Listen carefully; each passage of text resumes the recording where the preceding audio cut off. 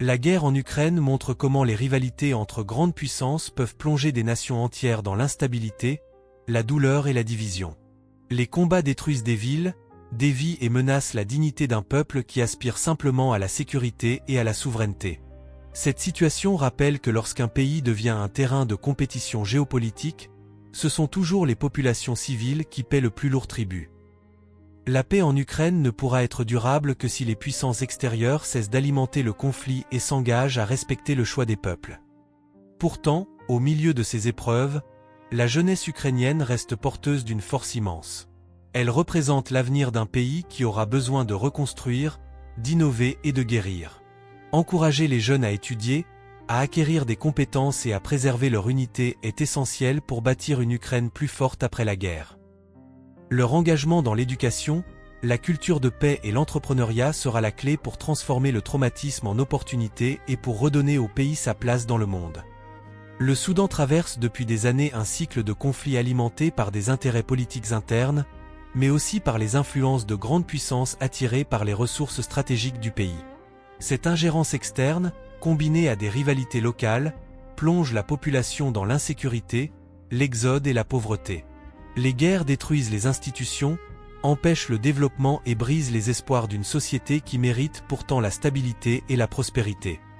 Face à cela, la jeunesse soudanaise doit être considérée comme la principale force de renaissance.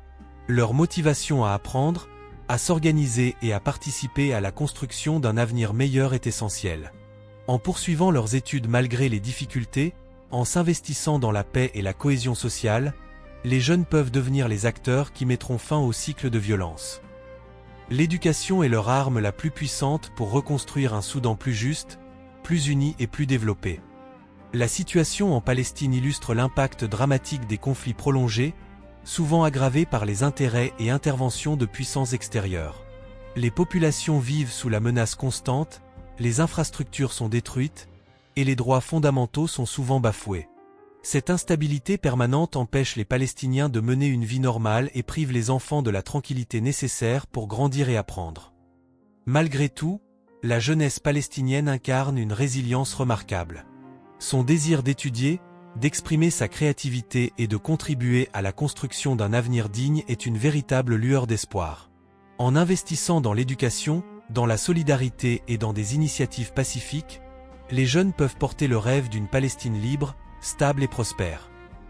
Leur détermination est la clé pour dépasser les conséquences de la guerre et bâtir un pays où la paix deviendra la norme, et non l'exception.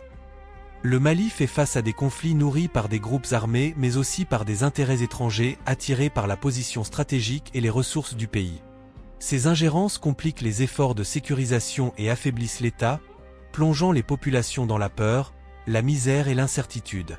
La guerre empêche le développement, bloque la scolarité de nombreux enfants et fragilise la cohésion sociale indispensable à la paix. Pourtant, l'avenir du Mali appartient à sa jeunesse. C'est elle qui, en choisissant le chemin de l'éducation, de la discipline et de l'engagement civique, peut reconstruire la stabilité et la prospérité du pays. Les jeunes Maliens doivent se considérer comme les bâtisseurs de demain.